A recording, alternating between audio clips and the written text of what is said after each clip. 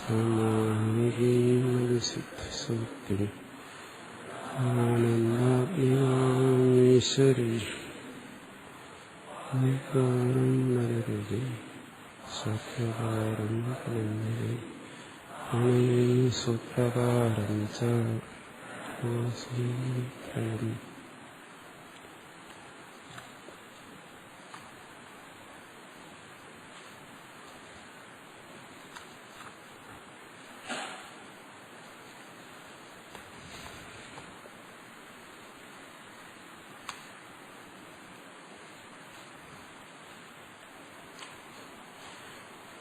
കഴിഞ്ഞ ദിവസം ഫലന്ത്യം എന്ന് പറയുന്ന സൂത്രമാണ് പഠിച്ചത്.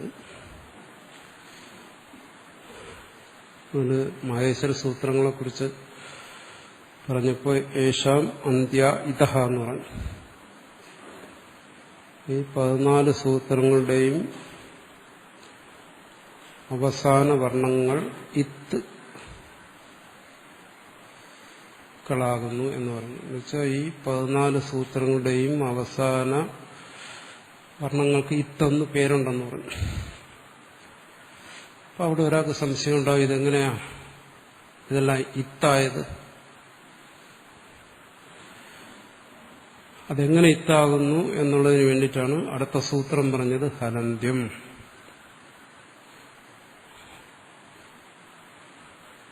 അത് പറഞ്ഞു ഉപദേശാന്ത്യം ഹലിച്ച ഉപദേശങ്ങളുടെ അന്ത്യവർണം ഇത്താകുന്നു എന്ന് വെച്ചാൽ അതിനെല്ലാം ഇത്തെന്ന പേരുണ്ട്. അത് വിശദീകരിച്ചു. ഉപദേശാദ്യോച്ചാരണം, ഉപദേശം എന്ന് പറഞ്ഞാൽ ആദ്യോച്ചാരണമാണ്. ആദ്യോച്ചാരണം ഏതാണെന്ന് കഴിഞ്ഞ ദിവസം വിശദീകരിച്ചു. അത്രയും കഴിഞ്ഞു.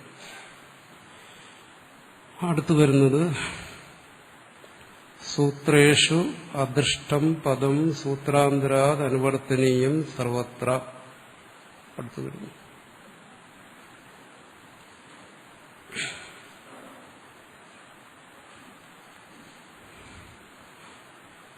ഇത് മനസ്സിലാക്കണമെങ്കിൽ നമ്മൾ അഷ്ടാധ്യായിയെക്കുറിച്ച് മനസ്സിലാക്കണം. അഷ്ടാധ്യായി എന്ന് പറയുന്നത് 8 അധ്യായങ്ങളുള്ള പാണിനിയുടെ സൂത്രങ്ങളാണ്. മൊത്തം 8 അധ്യായങ്ങൾ. അത് ഓരോ അധ്യായത്തിലും 4 പാദം, 4 ഭാഗങ്ങൾ. ഓരോ ഭാഗങ്ങളിലും സൂത്രങ്ങൾ. സൂത്രം പല കണക്കിനാണ്. 1, 2, 3 എന്നിങ്ങനെ സൂത്രങ്ങൾ വരും. ഒന്നാമത്തെ അധ്യായം എടുത്തു കഴിഞ്ഞാൽ അതിൽ ഒന്നാമത്തെ പാദം അതിൽ ഇത്ര സൂത്രം, രണ്ടാമത്തെ പാദം ഇത്ര സൂത്രം, മൂന്നാമത്തെ പാദം ഇത്ര സൂത്രം, നാലാമത്തെ പാദം ഇത്ര സൂത്രം, അങ്ങനെ പോകും. അങ്ങനെ 8 അധ്യായങ്ങളും പോകും. എന്നാലും 32 പാദങ്ങൾ വരും. അപ്പൊ ഇവിടെ ഹലന്ത്യം എന്ന് പറയുന്ന സൂത്രത്തിൽ അടുത്ത നമ്പർ കൊടുത്തിട്ടുണ്ട് 1, 3, 3. അതിനാദ്യം 1 കൊടുത്തിരിക്കുന്നത് ഏത് അധ്യായം എന്ന് കാണിക്കാൻ വേണ്ടിയിട്ടാണ്. 1-ാം അധ്യായം. രണ്ടാമത് 3 കൊടുത്തിരിക്കുന്നത് 3-ാം പാദമാണ്. വീണ്ടും 3 കൊടുത്തിരിക്കുന്നത് 3-ാമത്തെ സൂത്രമാണ്. അപ്പൊ ആദ്യത്തെ സംഖ്യ അധ്യായത്തിന്റെ നമ്പറിനെ കാണിക്കുന്നു. 1, 2, 3, 4, 5, 8 വരെയുള്ള നമ്പറുകളെ കാണിക്കും. രണ്ടാമത്തെ സംഖ്യ പാദത്തെ കാണിക്കും, ക്വാർട്ടർ എന്നുള്ള രീതിയിൽ. 1-ാം പാദമാണോ, 2-ാം പാദമാണോ, 3-ാം പാദമാണോ, 4-ാം പാദമാണോ. അടുത്ത സംഖ്യ സൂത്രസംഖ്യ. 1-ാമത്തെ സൂത്രമാണോ, 2-ാം സൂത്രമാണോ, 3-ാം സൂത്രമാണോ, 4-ാം സൂത്രമാണോ എന്ന് കാണിക്കും. അപ്പോൾ ഹലന്ത്യം എന്ന് പറയുന്നത് നമുക്ക് മനസ്സിലാക്കാം 1-ാം അധ്യായത്തിലെ 3-ാം പാദത്തിലെ 3-ാമത്തെ സൂത്രം. ആദ്യമേ പറഞ്ഞു ഇത് സംജ്ഞാസൂത്രമാണ്. അപ്പം നമ്മൾ ലഘുസിദ്ധാന്തത്തിൽ ആദ്യത്തെ സൂത്രം സിദ്ധാന്തകൗമുദിയിലും ഇത് തന്നെ ആദ്യത്തെ സൂത്രം. സിദ്ധാന്തകൗമുദിയുടെ ഒരു ചെറിയ പതിപ്പാണ് ലഘു സിദ്ധാന്തകൗമുദി. അതുകൊണ്ട് ഏകദേശം അതുപോലെയാണ് ഇവിടെ ഈ സൂത്രക്രമത്തെ സ്വീകരിച്ചിരിക്കുന്നത്. ലഘു സിദ്ധാന്തകൗമുദി എന്ന് പറയുമ്പോൾ പ്രക്രിയാക്രമമാണ്. എങ്ങനെയാണോ രൂപങ്ങൾ സിദ്ധിക്കുന്നത് അതിനനുസരിച്ച് സൂത്രങ്ങളെ എടുക്കുക. എന്നുവെച്ചാൽ അഷ്ടാധ്യായില് അവിടെ ഇവിടെയും കിടക്കുന്ന സൂത്രങ്ങളെല്ലാം രൂപസിദ്ധിക്കനുസരിച്ച് ഒരിടത്ത് കൊണ്ടുവന്ന് നമ്മളെ പഠിപ്പിക്കും. ഒരു സൂത്രം 1-ാം അധ്യായത്തിൽ നിന്നെടുത്താൽ അടുത്ത ചിലപ്പോൾ 3-ാം അധ്യായത്തിൽ നിന്നായിരിക്കും, ചിലപ്പം 8-ാം അധ്യായത്തിൽ നിന്നായിരിക്കും, 4-ാം അധ്യായത്തിൽ നിന്നായിരിക്കും. അത് പ്രക്രിയാക്രമത്തിന്റെ പ്രത്യേകത. സൂത്രക്രമം അങ്ങനെയല്ല. സൂത്രക്രമത്തിൽ എന്ന് വെച്ചാൽ തുടങ്ങുന്നത് വൃദ്ധിരാദേജ് അതേം ഗുണ യുഗോ ഗുണവൃദ്ധി നധാതുലോ പാർത്ഥതാതുകേ, ഇങ്ങനെ ഒരു ക്രമത്തിലാണ് വരുന്നത്. സൂത്രക്രമത്തിൽ നമ്മൾ പഠിക്കുമ്പം 1-ാം അധ്യായത്തിലെ 1-ാം പാദത്തിലെ ആദ്യത്തെ സൂത്രം പഠിക്കും വൃദ്ധിരാദേജ്, അടുത്ത 2-ാമത്തെ സൂത്രം പഠിക്കും അതേം ഗുണ, അടുത്ത 3-ാമത്തെ സൂത്രം പഠിക്കും യുഗോ ഗുണവൃദ്ധി. ഇങ്ങനെ ആ ക്രമത്തിൽ പഠിച്ചു. ഇവിടെ ആ ക്രമമല്ല സ്വീകരിച്ചിരിക്കുന്നു. വൃദ്ധിരാദേജിന്റെ സ്ഥാനത്ത് ഇവിടെ എന്താ പറഞ്ഞത്? 1-ാം അധ്യായത്തിലെ 3-ാം പാദത്തിലെ 3-ാമത്തെ സൂത്രമാണ് നമ്മൾ ആദ്യം പഠിക്കുന്നത്. എന്തിനു വേണ്ടി? കഴിഞ്ഞ ദിവസം പറഞ്ഞു, ഇത് പ്രത്യാഹാര പ്രകരണമാണ്. പ്രത്യാഹാരങ്ങൾ എങ്ങനെയാണ് ഉണ്ടാക്കിയെടുക്കുന്നതെന്ന് നമ്മളെ പഠിപ്പിക്കാൻ വേണ്ടിയിട്ടാണ് ഈ ക്രമത്തോടെ സ്വീകരിച്ചത്. ആദ്യം പ്രത്യാഹാരം എന്ന് പറയുന്നത് എന്താണ്? ഈ സൂത്രങ്ങളുടെ എല്ലാം അടിസ്ഥാനമായ ഘടകമാണ്. പ്രത്യാഹാരം മനസ്സിലായാലേ സൂത്രം മനസ്സിലാവും, സൂത്രത്തിന്റെ അർത്ഥം മനസ്സിലാകത്തുള്ളൂ. മുമ്പ് പറഞ്ഞു എന്താണോ? മാത്രാലാഭാത് പുത്രലാഭം. ഓരോ സൂത്രം നിർമ്മിക്കുമ്പോഴും പാണിനിയുടെ മനസ്സിൽ മാത്രാലാഭം,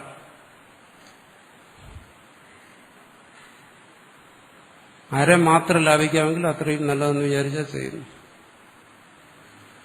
അതുകൊണ്ട് പാണിനി ഉപയോഗിച്ചിരിക്കുന്നത് എന്താണ്? ഹലന്ത്യം. ഇതിൽ 2 പദമാണുള്ളത്, ഹല് അന്ത്യം. ഈ 2 പദം കൊണ്ട് ഇതിന്റെ അർത്ഥം കിട്ടത്തില്ല. ബാക്കിയുള്ള പദങ്ങൾ കൂടെ ഇവിടെ ചേർത്ത് കഴിഞ്ഞാൽ ഈ സൂത്രം നീണ്ടുപോകും.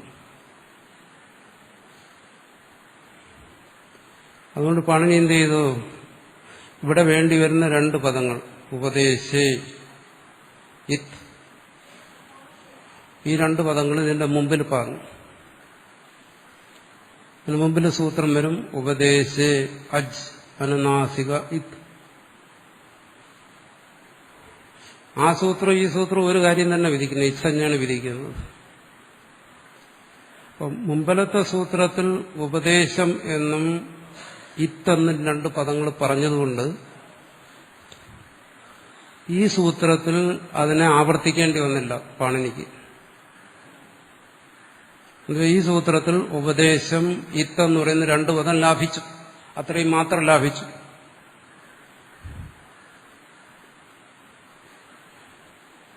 ഈ സൂത്രത്തിൽ ആ 2 പദവും കിട്ടാൻ എന്ത് ചെയ്യും? ഉപദേശ ജനനാസിക ഇത്തെന്ന് പറയുന്ന സൂത്രത്തിൽ നിന്ന് ആ 2 വാക്കുകളെ, ഉപദേശം ഇത്തെന്ന് പറയുന്ന 2 പദങ്ങളെ പാണിനി ഇതിലേക്ക് എടുക്കും, കടമെടുക്കും. അതുകൂടെ ചേർത്തിട്ട് ഈ സൂത്രത്തിന് വലുതാക്കും. അപ്പൊ ഈ സൂത്രത്തിന്റെ അർത്ഥം കിട്ടും. ഇവിടെ അത് പറയേണ്ട ആവശ്യം വന്നില്ല. ഈ സൂത്രത്തിന് മാത്രാലാഭം വന്നു. പൂർവ്വസൂത്രത്തിൽ അത് പറഞ്ഞുകൊണ്ട് അവിടെ അർത്ഥം കിട്ടി. ഉപദേശ അനുനാസിക ഇത്തെന്ന് പറയുന്ന സൂത്രത്തിൽ ഉപദേശ ശബ്ദം ഇത്ത് ഇത് 2 പറഞ്ഞുകൊണ്ട് അവിടെ അർത്ഥം കിട്ടി. അവിടെ നിന്ന് ആ 2 പദങ്ങളെ ഇങ്ങോട്ടെടുത്തപ്പോൾ ഇവിടെയും അർത്ഥം കിട്ടി. ഇങ്ങനെ പൂർവ്വസൂത്രങ്ങളിൽ നിന്നും ആവശ്യമുള്ള പദങ്ങളെ അടുത്ത സൂത്രങ്ങളിലേക്ക് എടുക്കുന്നതിന് പറയുന്ന പേരാണ് അനുവൃത്തി.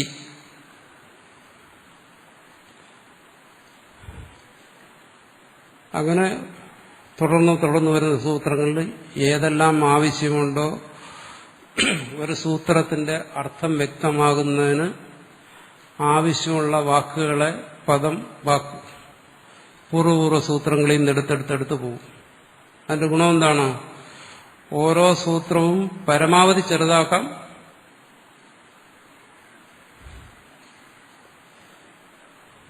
എന്നാൽ പൂർണ്ണമായ അർത്ഥവും കിട്ടും. അപ്പോൾ പാണിനി ഇതിന്റെ മുമ്പിൽ ഒരു സൂത്രം ഉണ്ടാക്കി, ഉപദേശ അജനനാശ്വയിത്. ഈ സൂത്രം ഉണ്ടാക്കുമ്പം പാണിനിയുടെ മനസ്സിലുണ്ട് ഇനി അടുത്തുണ്ടാക്കാൻ പോകുന്ന സൂത്രം ഹലന്ത്യമാണ്. അവിടെ ഈ പറയുന്ന രണ്ട് വാക്കുകളും അവിടെ ആവശ്യം വരും. അതുകൊണ്ട് ഇവിടെ ഞാൻ ഈ രണ്ട് വാക്കുകൾ പറയുകയാണ്. അടുത്ത സൂത്രത്തിൽ ഈ രണ്ട് വാക്കുകളും പോകും. അവിടെ ചെന്നിട്ട് ആ സൂത്രത്തിന്റെ അർത്ഥം ഈ രണ്ട് വാക്കുകളും കൊണ്ട് കിട്ടും.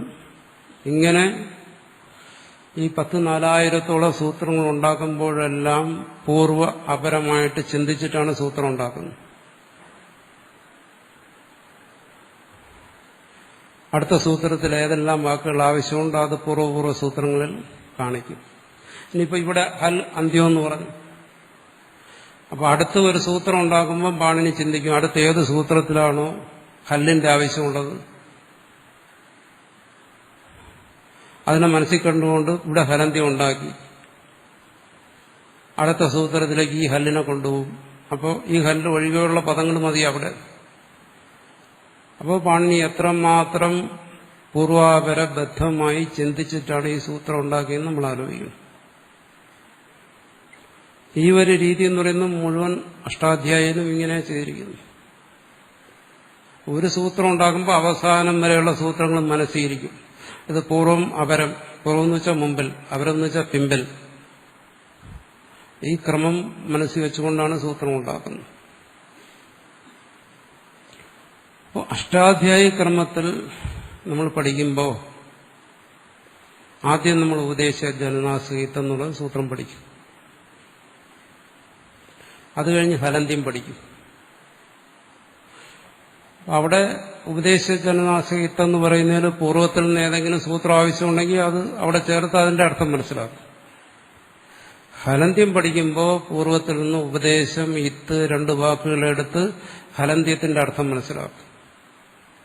ഇങ്ങനെ ക്രമത്തിൽ പൂർവ്വപൂർവ്വ സൂത്രങ്ങളിൽ നിന്ന് പദങ്ങളെടുത്ത് അടുത്ത സൂത്രങ്ങളിൽ ചേർത്ത് വിശദീകരിച്ച് അർത്ഥം മനസ്സിലാക്കി പോകും. അതാണ് അഷ്ടാധ്യായി ക്രമം എന്ന് പറയുന്നത്.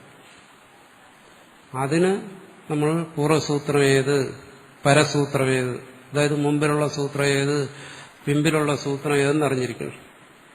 അതിനു വേണ്ടിയിട്ട് അഷ്ടാധ്യായി മൊത്തം കണ്ടസ്ഥം ചെയ്യണം ആദ്യം.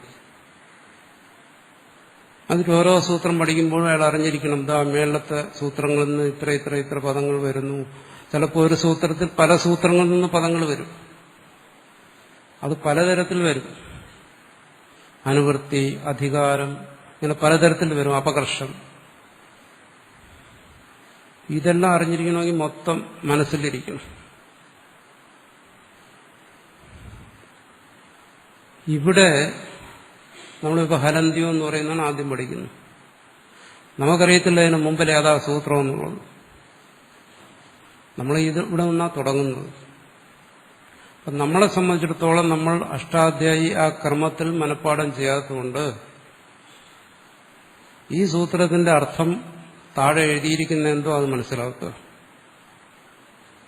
നമ്മൾ എങ്ങനെ മനസ്സിലാക്കും? ഉപദേശ അന്ത്യം ഹല് ഇത് സ്യാത്.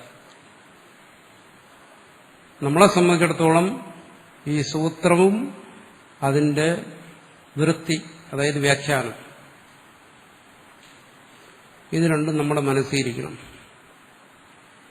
എന്നുവെച്ചാൽ മനഃപ്പാഠം ചെയ്തിരിക്കണമെന്നർത്ഥം. ഞാൻ പറഞ്ഞല്ലോ, സൂത്രത്തിന്റെയും അർത്ഥത്തിന്റെയും താല്പര്യം മനസ്സിലാക്കിയാൽ പിന്നെ തനിയെ മനസ്സിരുന്നോളും. കാരണം നമുക്ക് പൂർവ്വസൂത്രം അറിയത്തില്ല. പൂർവ്വത്തിൽ നിന്ന് പരത്തിലേക്ക് വാക്കുകളെ കൊണ്ടുവരുന്ന ടെക്നിക്ക് നമുക്കറിയത്തില്ല. പൂർവ്വസൂത്രം ഏതെന്നും നമുക്കറിയത്തില്ല. നമ്മൾ സിദ്ധാന്തമോദി മുഴുവൻ പഠിച്ചു കഴിഞ്ഞാൽ നമുക്ക് പൂർവ്വസൂത്രം ഏത് പരസൂത്രം ഏതെന്ന് നമുക്കൊരിക്കലും അറിയാൻ പറ്റില്ല. അതിനെന്താണ് ഇവിടെ ചെയ്തിരിക്കുന്നതെന്ന് പറഞ്ഞു കഴിഞ്ഞാൽ സൂത്രത്തിന്റെ വൃത്തി നമ്മൾ അറിഞ്ഞിരിക്കുക. നമുക്കിവിടെ ഇത് ഏത് സൂത്രത്തിൽ നിന്ന് ഏത് പദം വന്നു എന്നൊന്നും അറിയേണ്ട ആവശ്യമില്ല. കാരണം നമ്മൾ വൃത്തി തന്നെ അർത്ഥത്തെ അറിഞ്ഞിരിക്കുന്നു. അഷ്ടാധ്യായി പഠിക്കുന്ന ആളല്ല, ഹലന്ത്യം എന്ന് പറയുന്ന ഒരു സൂത്രം കേട്ടുകഴിഞ്ഞാൽ അയാളോടൻ മനസ്സിലാക്കും ഈ സൂത്രത്തിൽ ഇന്ന ഇന്ന പദങ്ങൾ വരണം. എവിടെ നിന്ന് വരും? മുമ്പിൽ ഇന്ന ഇന്ന സൂത്രങ്ങളുണ്ട്, അത് ഇന്ന ഇന്ന പദങ്ങൾ വരണം. ആ പദങ്ങൾ അങ്ങോട്ട് വരുത്തി അയാൾ അതിന്റെ അർത്ഥം മനസ്സിലാക്കും. അപ്പോൾ ഏത് സൂത്രത്തിൽ നിന്ന് ഏത് പദം ഏതുവരെ പോകും ഇതിന് പാണിനി തന്നെ ഒരു നിയമം വച്ചിട്ടുണ്ട്. ആണ് സ്വരിതേന അധികാര. ആ സൂത്രം ഇവിടെ വരുന്നില്ല, അഷ്ടാധ്യായിലെ ഒരു സൂത്രമാണ്. സ്വരിതേന അധികാര എന്ന് പറഞ്ഞാൽ ഏതെങ്കിലും ഒരു സൂത്രത്തിൽ ഒരു പദത്തെ സ്വരിതത്തിൽ ഉച്ചരിച്ചാലും, ഉദാത്തം അനുദാത്തം സ്വരിതം 3 ഭേദങ്ങളുണ്ടല്ലോ. ഒരു പദത്തെ സ്വരിതമായി കണ്ടുകഴിഞ്ഞാൽ ആ പദത്തെ താഴോട്ടെടുത്തോണം. എന്നുവെച്ചാൽ ഉപദേശ ജനനാസിക ഇത്തെന്ന് പറയുന്ന ആ സൂത്രത്തിൽ ഉപദേശം എന്നും ഇത്തെന്നും പറയുന്ന 2 ശബ്ദങ്ങൾ സ്വരിതത്തിൽ ഉച്ചരിച്ചിരിക്കുകയാണ്.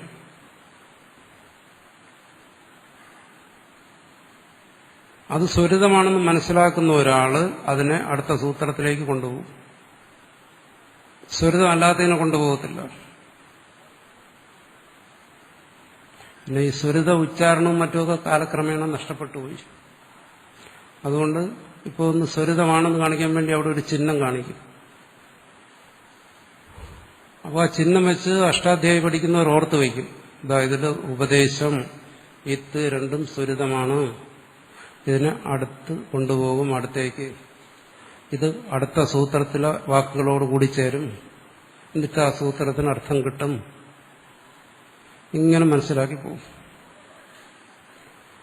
അപ്പൊ ഇവിടെ ഇപ്പോൾ ഹലന്ത്യം എന്ന് പറയുന്ന സൂത്രം നമ്മൾ പഠിക്കുമ്പോൾ നമ്മൾ കൃത്രിമമായി മനസ്സിലാക്കുകയാണ്. എങ്ങനെ മുമ്പിലൊരു സൂത്രം ഉണ്ടായിരുന്നു, ഉപദേശ ജന്മാസീത്ത്, അതിൽ നിന്നിവിടെ ഉപദേശ ശബ്ദം വന്നു, ഇത്ത് ശബ്ദം വന്നു, അങ്ങനെ ഈ സൂത്രത്തിന് അർത്ഥമായി. ഇനി വരുന്ന എല്ലാ സൂത്രങ്ങളിലും നമ്മളത് അറിഞ്ഞിരിക്കേണ്ട കാര്യമില്ല. കാരണം നമുക്ക് പൂർവ്വസൂത്രം ഏതെന്ന് അറിയത്തില്ല. ഇന്ന സൂത്രം ഇന്ന പദം വന്നു നമ്മൾ അറിയേണ്ട കാര്യമില്ല. നമ്മൾ അതിന്റെ വൃത്തിയിൽ നോക്കുക. വൃത്തി എന്ന് വെച്ചാൽ അതിന്റെ വ്യാഖ്യാനം. സൂത്രത്തിലില്ലാത്ത ഏതെങ്കിലും പദം അവിടെ കാണുന്നുണ്ടെങ്കിൽ മനസ്സിലായിക്കൊള്ളും ഇത് പൂർവ്വസൂത്രത്തിൽ നിന്ന് വന്നാണ്. അത് ഏത് സൂത്രം അറിയണമെന്ന് നിർബന്ധമുണ്ടെങ്കിൽ അഷ്ടാധ്യായി എടുത്ത് നോക്കണം. ഇതിന്റെ നമ്പർ കണ്ടുപിടിക്കണം. 1, 3, 3. അതിന്റെ പൂർവ്വത്തിൽ ഏതെങ്കിലും സൂത്രമുണ്ടോ, ഏതാണ് പദങ്ങളുള്ളത്, ഏതിൽ നിന്നാണ് ഇങ്ങോട്ട് പദങ്ങൾ വന്നത്, അതൊക്കെ സ്വയം കണ്ടുപിടിച്ചോണം. അങ്ങനെ കണ്ടുപിടിക്കേണ്ട ആവശ്യം നമുക്കില്ല. കാരണം ഇവിടെ നമുക്ക് അർത്ഥം മനസ്സിലാക്കുന്നതിന് ശരണം സൂത്രമല്ല വൃത്തിയാണ്. ഇതങ്ങ് പിടിച്ചു വയ്ക്കുക. സൂത്രക്രമത്തിൽ പഠിക്കാതിരിക്കുന്നിടത്തോളം കാലം പൂർവ്വസൂത്രം ഏതെന്നറിയേണ്ട ആവശ്യം നമുക്ക് വരുന്നില്ല. പൂർവ്വസൂത്രത്തിൽ നിന്ന് ഏതൊക്കെ പദങ്ങൾ താഴോട്ട് വരുന്നു എന്നറിയേണ്ട ആവശ്യവും നമുക്കില്ല. അതിനു വേണ്ടിയിട്ട് ആരും സമയം കളയണ്ട. നമ്മൾ ചെയ്യേണ്ടത് എന്താണോ, സൂത്രത്തിന്റെ അർത്ഥം എന്താണോ അത് മനസ്സിലാക്കി വയ്ക്കുക. പൂർവ്വസൂത്രങ്ങളെക്കുറിച്ചൊന്നും ഇവിടെ പറഞ്ഞിട്ട് യാതൊരു കാര്യമില്ല. പറഞ്ഞാൽ നമ്മുടെ മനസ്സിൽ നിൽക്കത്തുമില്ല. പിന്നെ ഈ സൂത്രത്തെ വ്യാഖ്യാനിക്കുന്നവർ പറയും, ഇന്ന സൂത്രത്തിൽ ഈ പദം വന്നു, മറ്റേ സൂത്രത്തിൽ നിന്ന് ഈ പദം വന്നു.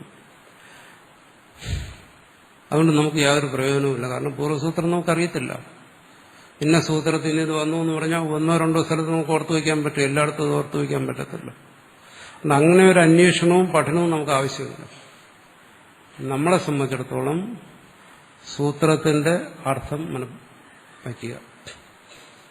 ഏതെങ്കിലും ഒരു സൂത്രത്തിൽ, ഹലന്ത്യം എന്നൊരു സൂത്രത്തിൽ 2 വാക്കേ ഉള്ളൂ, വ്യാഖ്യാനത്തിൽ കൂടുതൽ വാക്കുണ്ടെങ്കിൽ നമ്മൾ മനസ്സിലാക്കുക പൂർവ്വത്തിലേതോ സൂത്രങ്ങളുണ്ട്, അതിൽ നിന്ന് പദങ്ങൾ ഇങ്ങോട്ട് വന്നിരിക്കുകയാണ്. അതിന്റെ പേരാണ് അനുവൃത്തി. വ്യാഖ്യാനത്തിന്റെ പേര് വൃത്തി. 2 പൂർവ്വത്തിൽ നിന്ന് താഴോട്ട് പദങ്ങൾ വരുന്നതിന്റെ പേരാണ് അനുവൃത്തി. ഈ സൂത്രത്തിന്റെ താഴെ എഴുതിയിരിക്കുന്ന വിശദീകരണത്തിന്റെ പേര് വൃത്തി. 2 രണ്ടും കൂടെ മാറിപ്പോകരുത്. അക്കാര്യമാണ് ഇവിടെ പറയുന്നത്. സൂത്രേഷു അധിഷ്ഠം പദം എന്ന് പറഞ്ഞാൽ എന്താണോ, വൃത്തിയിൽ സൂത്രങ്ങളിൽ കാണാത്ത ഏതെങ്കിലും പദം കാണുന്നുണ്ടെങ്കിൽ എന്നർത്ഥം. സൂത്രേഷു അധിഷ്ഠം പദം എന്ന് വെച്ചാൽ സൂത്രത്തിൽ കാണാത്ത പദങ്ങൾ എന്ന് പറഞ്ഞാൽ എന്താ അർത്ഥം? സൂത്രത്തിൽ ഇല്ലാത്ത പദങ്ങൾ വൃത്തിയിൽ കാണുന്നുണ്ടെങ്കിൽ, അങ്ങനെ കാണുന്നുണ്ടെങ്കിൽ, ഇവിടെ എന്താണ് സൂത്രത്തിൽ ഇല്ലാത്തതും വൃത്തിയിൽ കാണുന്നതുമായ പദങ്ങൾ? ഉപദേശം എന്ന് പറയുന്നതും ഇത്തെന്നും പറയുന്ന രണ്ട് പദങ്ങൾ. അന്ത്യം ഹല്ല് രണ്ട് സൂത്രത്തിലുണ്ട്. ഇപ്പൊ സൂത്രേഷു അധിഷ്ഠം പദം എന്ന് പറഞ്ഞാൽ എന്താ അർത്ഥം? സൂത്രത്തിൽ കാണാത്ത പദങ്ങൾ വൃത്തിയിൽ കാണുന്നുണ്ടെങ്കിൽ സൂത്രാന്തരാത് അനുവർത്തനീയം സർവത്ര. ഹലന്ത്യം എന്ന് പറയുന്ന ഒരു സൂത്രത്തിലല്ല, ഇനി പഠിക്കുന്ന എല്ലാ സൂത്രങ്ങളിലും. അതാണ് സർവത്ര എന്ന് വെച്ചാൽ സർവത്ര സൂത്രേഷു. ഇനി പഠിക്കുന്ന എല്ലാ സൂത്രങ്ങളിലും ഇതൊരു നിയമം പോലെ മനസ്സിലാക്കണം. സൂത്രാന്തരാത് അനുവർത്തനീയം. അങ്ങനെ വൃത്തിയിൽ കാണുന്ന അധിക പദങ്ങൾ പൂർവസൂത്രങ്ങളിൽ നിന്നും അനുവർത്തിച്ചതാണ്, പൂർവസൂത്രങ്ങളിൽ നിന്നും എടുത്തതാണെന്ന് മനസ്സിലാക്കണം. എന്തുകൊണ്ടങ്ങനെ പറയുന്നത്? ഹലന്ത്യം എന്ന് പറയുന്ന രണ്ട് പദമുള്ള ഈ സൂത്രത്തിൽ നിന്ന് ഉപദേശാന്ത്യം ഹൽ ഇത്ത് സ്യ എന്ന് പറയുന്ന ഒരു വിശദമായ അർത്ഥം എങ്ങനെ കിട്ടി എന്നൊരാൾ ചോദിച്ചു കഴിഞ്ഞാൽ അതിന് സമാനം പറയാണ്. ഇങ്ങനെ ഒരർത്ഥം കിട്ടുന്നതിന് വേണ്ടി പാണിനിയുടെ നിയമം അനുസരിച്ച്, സ്വരിതേന അധികാരഃ എന്നുള്ള പാണിനിയുടെ നിയമം അനുസരിച്ച് പൂർവ്വസൂത്രങ്ങളിൽ നിന്ന് ആവശ്യമുള്ള പദങ്ങളെടുത്ത് വ്യാഖ്യാനിച്ചിരിക്കുകയാണ് എന്ന് എല്ലാ സൂത്രങ്ങളിലും മനസ്സിലാക്കണമെന്ന് പറഞ്ഞു കഴിഞ്ഞാൽ, ഇവിടെ അടുത്തു വരുന്ന സൂത്രങ്ങൾ അദർശനം ലോകഃ പ്രസക്തസ്യ അദർശനം ലോകസഞ്ജം സ്യാത് തസ്യ ലോകഃ തസ്യേതോ ലോകഃ സ്യാത്, അങ്ങനെ സൂത്രവും വൃത്തിയും പറഞ്ഞു പോകത്തേ ഉള്ളൂ. ഓരോ വൃത്തി പറയുന്നിടത്തും ഈ പദങ്ങൾ മുൻ സൂത്രങ്ങളിൽ നിന്ന് എടുത്തു എന്നൊന്നും അവിടെ പറയത്തില്ല. പറഞ്ഞിട്ട് പ്രയോജനമില്ല. നമുക്ക് പൂർവ്വസൂത്രം അറിയത്തില്ലല്ലോ, മുൻസൂത്രം അറിയത്തില്ലല്ലോ. അപ്പോൾ സ്വയം മനസ്സിലായിക്കൊള്ളണം, അങ്ങനെ കൂടുതൽ പദങ്ങളുണ്ടെങ്കിൽ അത് മുൻ സൂത്രങ്ങളിൽ നിന്നും വന്നതാണ്. ഇത് ഇനി വരുന്ന എല്ലാ സൂത്രങ്ങൾക്കും വേണ്ടി ഒരു സാമാന്യ നിയമം പറഞ്ഞിരിക്കുകയാണ്.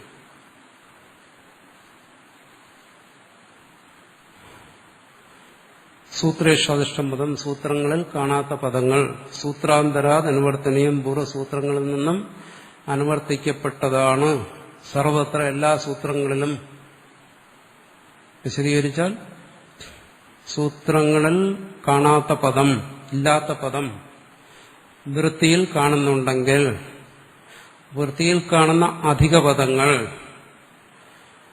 ഇതിനു മുമ്പിലുള്ള അഷ്ടാധ്യായിയിലെ ക്രമമനുസരിച്ച് ഇതിനു മുമ്പിലുള്ള സൂത്രങ്ങളിൽ നിന്നും കടമെടുത്ത പദങ്ങളാണ്. അതുകൊണ്ടാണ് ഈ സൂത്രത്തിന് ഇങ്ങനെ ഒരർത്ഥം കിട്ടിയത് എന്ന് വ്യക്തമായി ധരിക്കണം. പിന്നെ ഈ കാര്യം ആവർത്തിക്കത്തില്ല. ഇനി നമ്മൾ ചെയ്യേണ്ട എന്താണ്? ഒരു സൂത്രം പഠിക്കുന്നു, അതിന്റെ താഴെ എഴുതിയിരിക്കുന്ന വൃത്തിയും മനസ്സിലാക്കുന്നു. അവിടെ കൂടുതൽ പദങ്ങൾ വന്നിട്ടുണ്ടെങ്കിൽ അത് ഏത് സൂത്രത്തിൽ നിന്ന് വന്നു, അങ്ങനെയുള്ള ഗവേഷണത്തിനൊന്നും നമ്മൾ പോകത്തില്ല. നമ്മളെ ജോലി ആ അർത്ഥം മനസ്സിലാക്കുക എന്നുള്ള മാത്രം. അത് മുൻകൂട്ടി പറഞ്ഞിരിക്കുകയാണ്.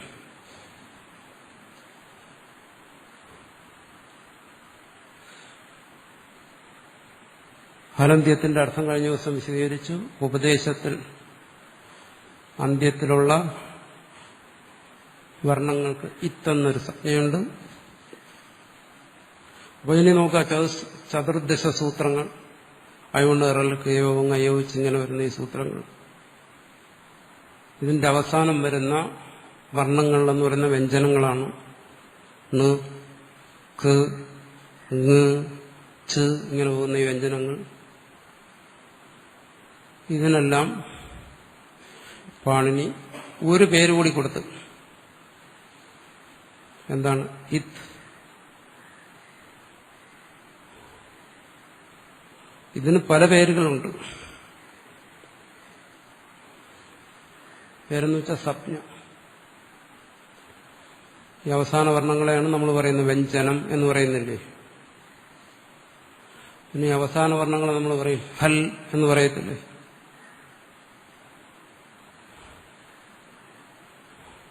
ഇനി അവസാന വർണ്ണങ്ങൾക്ക് അവസാനം എന്നൊരു പേര് കൊടുക്കും.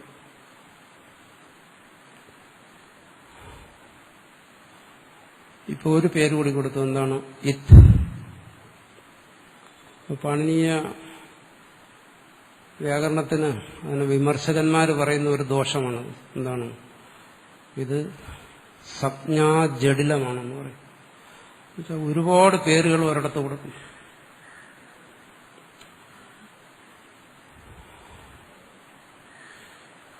ഈ പേരുകളിലൂടെ ഇതിനെ മനസ്സിലാക്കണം. ഇപ്പൊ വ്യഞ്ജനം എന്ന് പറഞ്ഞാൽ അതിനെ മനസ്സിലാക്കാം, ഹല്ലെന്ന് പറഞ്ഞാൽ അതിനെ മനസ്സിലാക്കാം, ഇത്തെന്ന് പറഞ്ഞാൽ അതിനെ മനസ്സിലാക്കാം. ഇങ്ങനെ പേരുകൾ കൊടുത്ത് പിന്നെ അവസാനം പാണിനിക്ക് തന്നെ നിയമം വയ്ക്കേണ്ടി വന്നു. ഒരുപാട് പേരുകളുണ്ടെങ്കിലും നിങ്ങളെല്ലാ പേരും എടുക്കരുത്. ഇന്ന സ്ഥലത്ത് ആ കടാരാത് ഏകാസജ്ഞ, ഇവിടെ ഒരു പേരെ എടുക്കാവൂ, ബാക്കി പേരുകൾ വിട്ടുകളയണം. അത്രമാത്രം പേര് കൂടിപ്പോയി. പാണിനിക്ക് തന്നെ സഹി കെട്ടുപോയി. പേര് കൊടുത്ത് ഒരു കുട്ടിക്ക് 10 പേരിട്ട് കഴിഞ്ഞാൽ എന്ത് ചെയ്യും?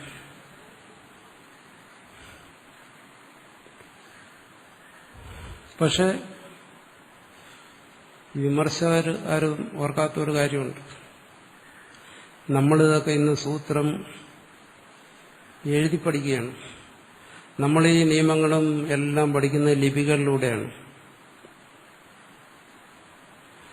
ഇത് പാണിനി ഇത് നിർമ്മിച്ച കാലഘട്ടത്തിൽ ഈ എഴുത്ത് അപൂർവമായിരുന്നു. ഇല്ലാന്ന് പറയാൻ പറ്റില്ല, വളരെ ചുരുക്കമായിരുന്നു. അന്നിതെല്ലാം കണ്ഠസ്ഥമാണ്. ഓർമ്മയിൽ നിന്നാണ് എല്ലാം പറയുന്നത്. അപ്പൊ ഇതല്ലാതെ വേറെ വഴിയില്ല. ഇന്ന് വിമർശിക്കുന്ന വിദ്വാൻമാർ ആ കാര്യം ഓർക്കത്തില്ല. എഴുത്തും വായനയും, അന്ന് വായനയില്ല എഴുത്തും ഇല്ലാത്ത ഒരു കാലഘട്ടത്തിലാണ് അതിന് പ്രചാരമില്ലാതിരുന്നത്. ഇന്നത്തെ പോലെ ലിപികളൊന്നും പ്രചാരത്തിലില്ലായിരുന്ന ഒരു കാലഘട്ടത്തിലാണ് പാണിനി സൂത്രങ്ങൾ ഉണ്ടാക്കിയത്. അത് ഏറ്റവും പ്രധാനപ്പെട്ട ഒരു കാര്യമാണ്. അന്നിതിനെ ഇങ്ങനെ സംജ്ഞകൾ കൊടുത്ത് വേർതിരിച്ച് ഉപയോഗിക്കുകയല്ല വേറെ യാതൊരു വഴിയില്ലായിരുന്നു. യാതൊന്നിനെ കുറ്റം പറയുന്നത് എളുപ്പമാണല്ലോ.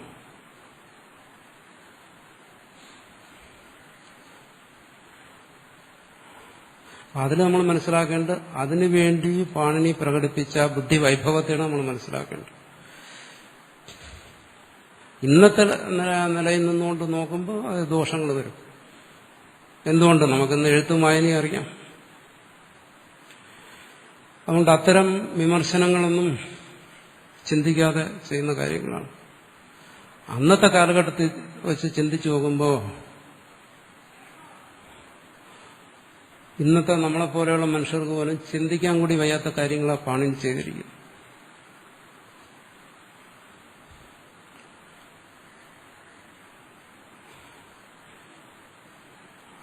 സാധാരണ ബുദ്ധിക്ക് അസാധ്യമായ കാര്യമാണ്. അതിനെക്കുറിച്ചൊരു കഥ പറയുന്നത്, വ്യാകരണം എന്ന് പറയുന്നത് ബി.സിയിൽ ഉണ്ടാക്കിയാണ് സൂത്രങ്ങൾ. അതാലോചിക്കണം. ആദ്യമേ പറഞ്ഞു എ.ഡിയിൽ ഒരു 10,000 വർഷം കഴിഞ്ഞപ്പോൾ വൈയാകരണന്മാരെല്ലാവരും കൂടെ കൂടിച്ചേർന്നിരുന്നിട്ട് ഇതൊന്ന് പരിഷ്കരിച്ചാലെന്തെന്ന് വിചാരിച്ചു. കാരണം ഭാഷയ്ക്ക് ഒരുപാട് മാറ്റം വന്നത്.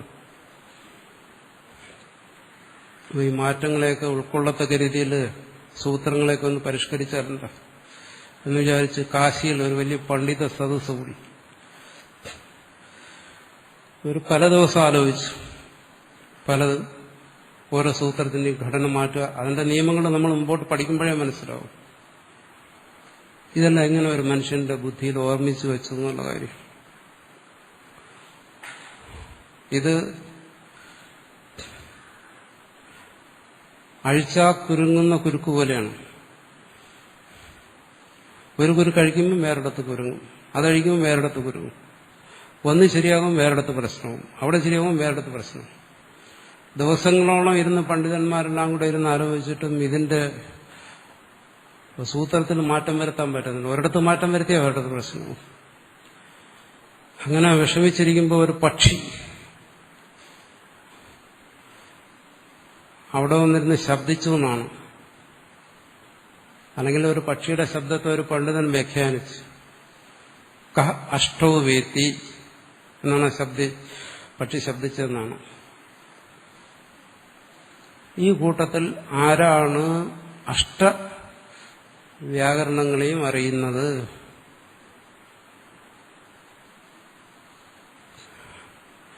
കാരണം പ്രധാനമായ 8 വ്യാകരണങ്ങളെ പരിശോധിച്ചതിന് ശേഷമാണ് പാണിനി ഈ സൂത്രകർമ്മം ഇതെല്ലാം ഉണ്ടാക്കിയത്.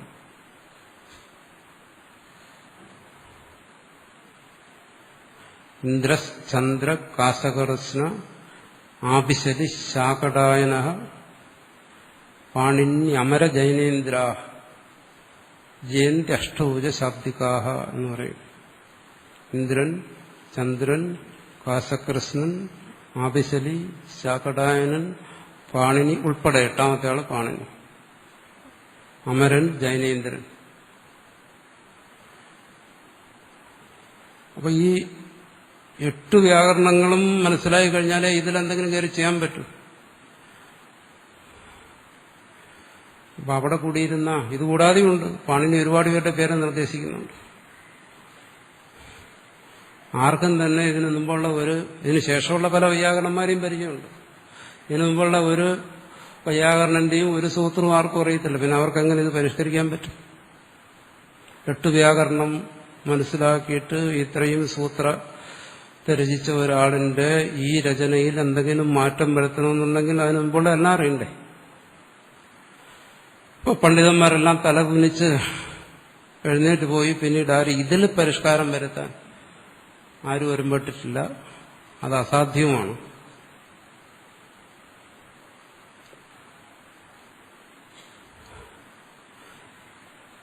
അതിനെ ഇന്നിപ്പോൾ ആൾക്കാർ വിമർശിക്കുക എന്ന് പറഞ്ഞാൽ ഏറ്റവും പ്രധാനപ്പെട്ട ഒരു കാര്യത്തെ വിസ്മരിച്ചിട്ടാണ്. എന്താണോ ഇത്? എഴുത്തും വായനയും പ്രചാരത്തിലില്ലാതിരുന്ന ഒരു കാലത്തുണ്ടാക്കിയ നിയമങ്ങളാണ്. അപ്പോൾ അതിനെക്കുറിച്ച് ചിന്തിച്ചിട്ട് വേണം പിന്നെ വിമർശിക്കാൻ. ഓർമ്മയെ ആശ്രയിച്ച് കാര്യങ്ങൾ പറയുമ്പോൾ എന്താണ് ഞാൻ ഈ പറഞ്ഞത്? ഒരുപാട് സംജ്ഞകൾ ഉപയോഗിക്കേണ്ടി വരും. ആ സംജ്ഞകളിലൂടെ വിധിക്കേണ്ടി വരും കാര്യങ്ങൾ അതിനെ ആശ്രയിച്ച്. അതുകൊണ്ടിവിടെ എന്ത് ചെയ്തു? പാണിനി ഒരു സംജ്ഞയുണ്ടാക്കി. അപ്പൊ നമ്മളിവിടെ പഠിക്കുന്നത് എന്താണ്? സംജ്ഞാപ്രകരണമാണ്. ആദ്യം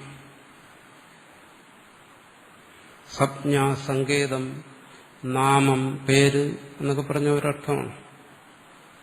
ഇവിടെ ഈ പാണിനി ഇപ്പൊ നമ്മൾ ഈ ലഘുസിദ്ധാന്തകൗമുദി പഠിക്കുന്ന സംജ്ഞകളെന്ന് പറയുന്നത് മുഖ്യമായിട്ടും അടുത്തു വരുന്ന സന്ധിപ്രകരണത്തിന് ആവശ്യമുള്ള സംജ്ഞകളാണ്. എല്ലാം പഠിക്കുന്നില്ല, ബാക്കി ഇനി നമ്മൾ പഠിക്കും.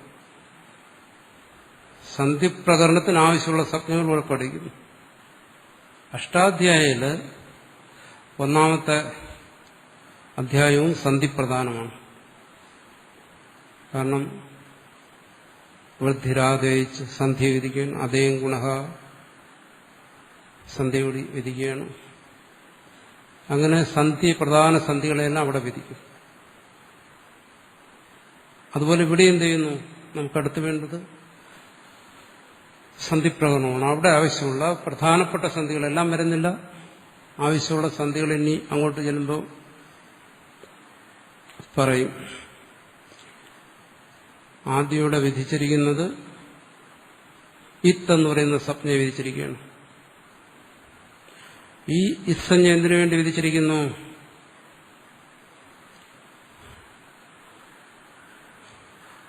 പ്രത്യാഹാര സംജ്ഞ ഉണ്ടാക്കാൻ വേണ്ടി. അത് നമ്മൾ നേരത്തെ പഠിച്ചാണ്. ഇത്സഞ്ജ ഇല്ലാതെ പ്രത്യാഹാരത്തെ ഉണ്ടാക്കാൻ പറ്റില്ല. പ്രത്യാഹാരം എന്താണ് നമ്മൾ പറഞ്ഞു, നേരത്തെ പഠിച്ചു കഴിഞ്ഞു. അച്ച്, ഹല്ല് തുടങ്ങി പ്രത്യാഹാരം. അപ്പോൾ ഇത്സഞ്ജയെ വിധിച്ചത് പ്രത്യാഹാരം ഉണ്ടാക്കാൻ വേണ്ടിയാണെങ്കിൽ നമ്മൾ അടുത്ത് പഠിക്കേണ്ടത് പ്രത്യാഹാര സൂത്രമാണ്. അതുകൊണ്ട് അടുത്ത രണ്ട് സൂത്രം നമ്മൾ വിടുന്നു. അടുത്ത സൂത്രം നോക്കണം. ആദിരന്ത്യേന സഹേത. അതാണ് നമ്മൾ അടുത്ത് പഠിക്കുന്ന സൂത്രം. എന്തുകൊണ്ടാണത് പഠിക്കുന്നത്? നമ്മൾ ലഘുസിദ്ധാന്തമതിയിലെ ക്രമവും വിട്ട് ഹലന്ത്യം എന്ന് പറയുന്ന സൂത്രം ഇത്സഞ്ജ വിധിച്ചത് പ്രത്യാഹാരം ഉണ്ടാക്കാൻ വേണ്ടിയിട്ടാണ്. ആദ്യം അത് ചെയ്യണം. അതുകൊണ്ട് നമ്മൾ ഇനി എന്ത് ചെയ്യാൻ പോകുന്നു? പ്രത്യാഹാര സജ്ഞ നമ്മൾ ഉണ്ടാക്കാൻ പോകുന്നു. ഈ പ്രകരണം എന്താണ്? പ്രത്യാഹാര സജ്ഞ പ്രകരണമാണ്.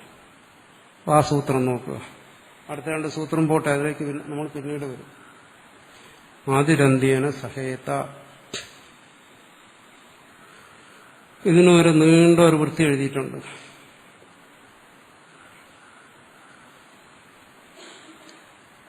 അപ്പോ ഈ സൂത്രത്തിൽ എന്താണ്? ആദിഹി അന്ത്യേന സഹ ഇത. 4 വാക്കുകളേ ഉള്ളൂ. അതിന്റെ വൃത്തി അല്ലെങ്കിൽ അതിന്റെ വ്യാഖ്യാനം, അതിന്റെ അർത്ഥത്തിൽ കൂടുതൽ വാക്കുകളുണ്ട്. ഇതെല്ലാം എവിടെ നിന്ന് വന്നു? അതിനുവേണ്ടി ആരും തല പോയിക്കരുത്, വെറുതെ അധ്വാനിക്കരുത്. നേരത്തെ തന്നെ പറഞ്ഞു കഴിഞ്ഞു. അങ്ങനെ ഏതെങ്കിലും വാക്കുകൾ കൂടുതലായി കാണുന്നുണ്ടെങ്കിൽ പൂർവ്വസൂത്രത്തിൽ നിന്ന് അവിടെ വന്നതാണെന്ന് മനസ്സിലായിക്കൊള്ളണം. അതന്വേഷിച്ച് സമയം കളയണ്ട. നിങ്ങളുടെ കർത്തവ്യം എന്ന് പറയുന്നത് എന്താണ്? ആ വൃത്തിയിലൂടെ ഇതിന്റെ അർത്ഥത്തെ മനസ്സിലാക്കുക. ഇത്രയേ ഉള്ളൂ. അല്ലാതെ ഏതൊക്കെ അനുവർത്തിച്ചു, എവിടെ നിന്ന് വന്നു, ഇതൊന്നും നോക്കേണ്ട ആവശ്യമില്ല. പിന്നെ വ്യാകരണ സൂത്രങ്ങളെക്കുറിച്ച് നമ്മൾ ഗവേഷണം നടത്തുമ്പോൾ അത് ഏത് സൂത്രത്തിൽ നിന്ന് ഏത് പദം വന്നു, ഇങ്ങനെയുള്ള കാര്യങ്ങൾ കണ്ടുപിടിക്കണം. ഇതൊന്നും മനസ്സിലാക്കിയിട്ടല്ലേ പിന്നെ ഗവേഷണം. ഇത് മനസ്സിലാക്കുമ്പം തന്നെ നടുവൊടിയും. അതുകൊണ്ട് തൽക്കാലം ആരും ഒരു ഗവേഷണത്തിനും വരുമ്പോഴുണ്ട.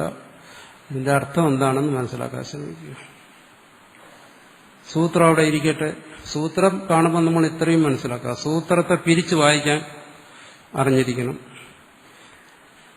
ആദിഹി അന്ത്യേന സഹ ഇത. പിന്നെ ചേർത്ത് വായിക്കാനും അറിഞ്ഞിരിക്കണം. ആദിരന്ത്യേന സഹയിത. സൂത്രത്തിൽ നിന്ന് ഇത്രയും മാത്രം തൽക്കാലം മനസ്സിലാക്കിയാൽ മതി. ഏത് വിഭക്തിയാണ്, ഏത് വചനമാണ്, തിരിച്ചും മറിച്ചൊന്നും അവിടെ ചിന്തിക്കാൻ പോണ്ട. ചിന്തിച്ചാൽ അന്തമില്ല. അതാദ്യം മനസ്സിലിരിക്കണം. പക്ഷെ വൃത്തി അങ്ങനെയല്ല.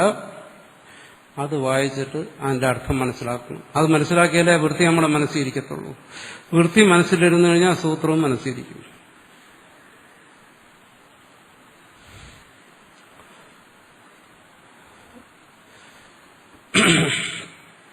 നമ്മളിപ്പോൾ 5 ക്ലാസ് കഴിഞ്ഞു. 5 ക്ലാസ് എന്ന് പറയുന്നത് സാധാരണഗതിയിൽ ഈ സംജ്ഞാപ്രകരണത്തിന് 5 ക്ലാസ് മതി. എന്നുവെച്ചാൽ സംജ്ഞാപ്രകരണം 5 ക്ലാസ് കൊണ്ട് സാധാരണഗതി തീരും. നമ്മളിവിടെ 5 ക്ലാസ് കൊണ്ട് ആകെ ഒരു സൂത്രമാണ് കഴിഞ്ഞ്. ഒരു സൂത്രവും പൂർണ്ണമായും തീർന്നില്ല. എന്നുവെച്ചാൽ സാധാരണ ഒരു ക്ലാസ്സിനെ നമ്മളിവിടെ പലതാക്കിയിരിക്കുകയാണ്. പക്ഷെ അത്രമാത്രം ഞാൻ വിശദീകരിക്കുകയാണ്. എന്തുകൊണ്ടെന്ന് വെച്ചാൽ ഈ ആൾക്കൂട്ടത്തെ കണ്ടിട്ടാണ്. ഇവിടെ ഇരിക്കുന്നവരിത് മനസ്സിലാക്കുന്നുണ്ടോ ഇല്ലയെന്ന് അറിയാൻ യാതൊരു നിവൃത്തിയില്ല. സംശയങ്ങൾ എന്തെങ്കിലും ഉണ്ടെങ്കിൽ ചോദിക്കാൻ പറഞ്ഞ് ആരും ഒരു സംശയം ചോദിച്ചില്ല. അറിഞ്ഞാലും സംശയമില്ല, അറിഞ്ഞില്ലെങ്കിലും സംശയമില്ല. അതുകൊണ്ട് ഒന്നും മനസ്സിലാക്കാൻ പറ്റത്തില്ല. അതുകൊണ്ട് ഞാൻ ഇതിനെ കഴിയുന്നത്ര വിശദീകരിക്കുകയാണ്. അപ്പോൾ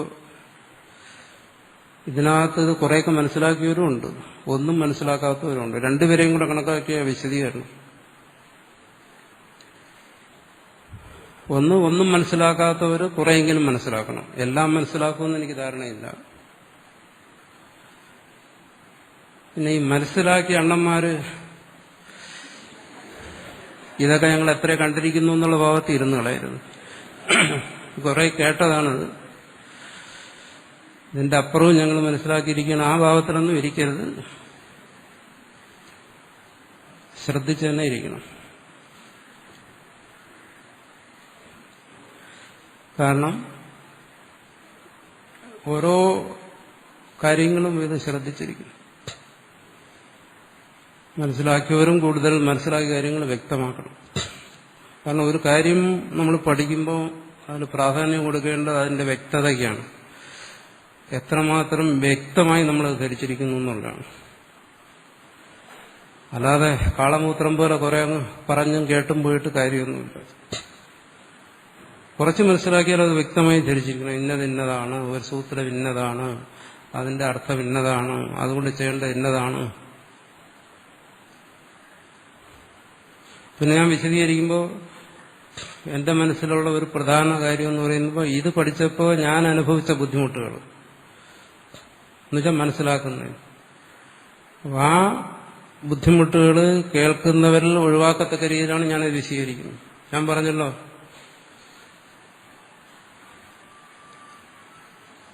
പലതവണ എനിക്കിത് പഠിക്കേണ്ടി വന്നു. അപ്പോൾ അത് വരരുത്. അതുകൊണ്ട് കഴിയുന്നത്ര നമ്മൾ ശ്രദ്ധിച്ചിരുന്നിട്ട് കഴിയുന്നത്ര ഓരോ സൂത്രത്തിനും അർത്ഥത്തിനും വ്യക്തത വരത്തക്ക രീതിയിൽ ഇത് മനസ്സിലാക്കണം. പിന്നെ വേറൊരു കാര്യം ഞാൻ പറഞ്ഞു, ഈ പറയുന്ന ഭാഗങ്ങളിൽ എവിടെയെങ്കിലും അവ്യക്തത, കൂടുതൽ വിശദീകരണം ആവശ്യമുണ്ടെങ്കിൽ നിങ്ങൾക്ക് മറ്റ് വ്യാഖ്യാനങ്ങളും പരിശോധിക്കാം. പക്ഷെ ഇത് മനസ്സിലാക്കാതെ മറ്റ് വ്യാഖ്യാനങ്ങളുടെ പിറകെ പോയാൽ രണ്ടും നഷ്ടപ്പെടും. ഇത് മനസ്സിലാക്കാതെ മറ്റ് റെഫറൻസുകളുടെ പിറകെ പോയി കഴിഞ്ഞാൽ ഇതും കിട്ടില്ല, അതും കിട്ടത്തില്ല. ആദ്യം ഈ പറയുന്ന കാര്യങ്ങൾ വ്യക്തമായി ധരിക്കുക, പിന്നെ ഉപരി പഠനം നടത്തുക. അതുകൊണ്ട് പറയുന്ന ഓരോ വാക്കും ശ്രദ്ധിച്ച് മനസ്സിലാക്കും. പരസ്പരം ചർച്ച ചെയ്യണം. ശരിക്കും ഈ പറയുന്ന കാര്യങ്ങൾ ശ്രദ്ധിക്കുകയാണെങ്കിൽ ഇതിനുവേണ്ടി പിന്നെ അധിക സമയം ചെലവഴിക്കേണ്ട ആവശ്യമില്ല. കേൾക്കുന്നതുകൊണ്ട് തന്നെ ഒട്ടുമുക്കാൽ കാര്യങ്ങളും മനസ്സിലാക്കാൻ പറ്റും. കാരണം അത്രമാത്രം ഞാനത് വിശദീകരിക്കുന്നുണ്ട്. അപ്പം നമ്മളിതിന്റെ വൃത്തി അല്ലെങ്കിൽ വ്യാഖ്യാനം മനസ്സിലാക്കണം. ഈ സൂത്രം എന്താണ്? ഇത് പ്രത്യാഹാര വിധായകം സൂത്രം എന്ന് പറയും. അല്ലെങ്കിൽ അചാദിസപ്ഞാ വിധായകം സൂത്രം എന്നും പറയും. പ്രത്യാഹാരം എന്ന് പറയുന്ന ഒന്നിനെ വിധിക്കുന്ന സൂത്രമാണിത്. ഏത്? ആദിരന്ത്യേന സഹേത, അല്ലെങ്കിൽ അച്ച് തുടങ്ങിയ സംജ്ഞകളെ വിധിക്കുന്ന സൂത്രമാണ്. അപ്പോൾ ഹലന്ത്യം പോലെ തന്നെ ഇതൊരു സംജ്ഞാസൂത്രമാണ്, സംജ്ഞയെ വിധിക്കുന്ന സൂത്രമാണ്. അതാദ്യം മനസ്സിലാക്കിയിരിക്കുന്നു. നമ്മൾ പഠിക്കുന്ന രണ്ടാമത്തെ സൂത്രം സംജ്ഞാസൂത്രമാണ്. എങ്ങനെയാണ് ഈ സൂത്ര സംജ്ഞ വിധിക്കുന്ന? വൃത്തിയിൽ നിന്ന് മനസ്സിലാക്കുക. അന്ത്യേന ഇത സഹിത ആദിഹി, അത്രയും വൃത്തി എടുക്കുക. അതിന്റെ അർത്ഥം എന്താണ്? അന്ത്യത്തിലുള്ള. അന്ത്യം എന്ന് പറഞ്ഞാൽ എന്താണ്? അന്ത്യത്തിലുള്ളത് എന്നർത്ഥം.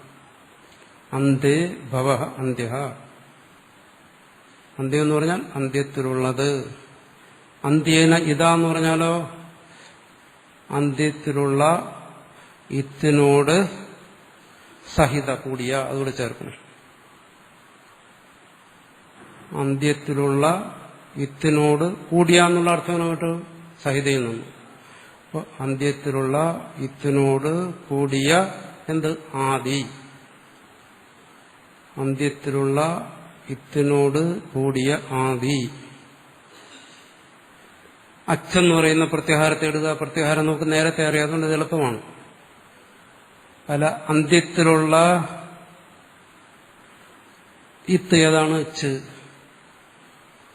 അപ്പൊ അന്ത്യത്തിലുള്ള ഇത്തിനോട് കൂടിയ ആദി എന്ന് പറഞ്ഞാൽ അച്ചിലെ ആ.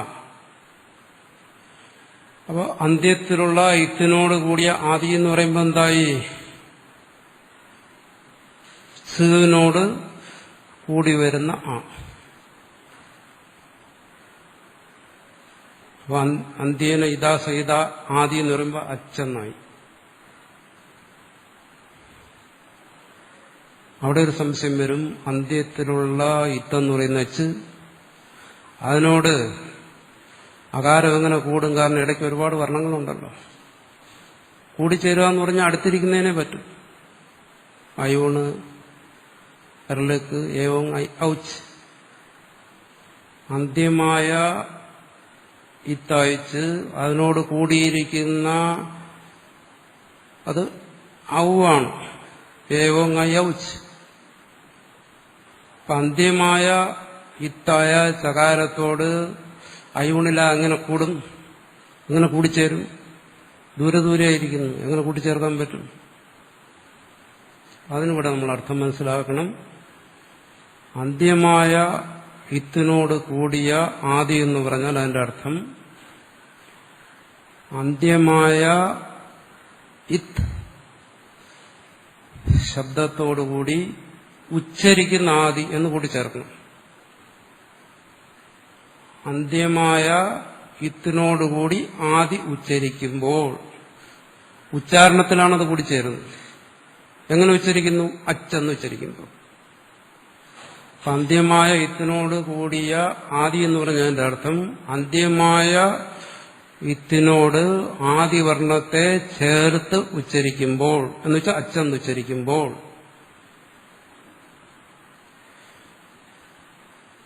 അല്ലെങ്കിൽ ചിന്തിക്കുന്നവർക്ക് സംശയമുണ്ട്, എങ്ങനെയാണ് അന്ത്യവും ആദ്യമായിട്ട് കൂടിച്ചേരുന്നു? ദൂരെ ദൂരെ ഇരിക്കുന്ന രണ്ട് വർണ്ണങ്ങളെ എങ്ങനെ കൂടിച്ചേർക്കും?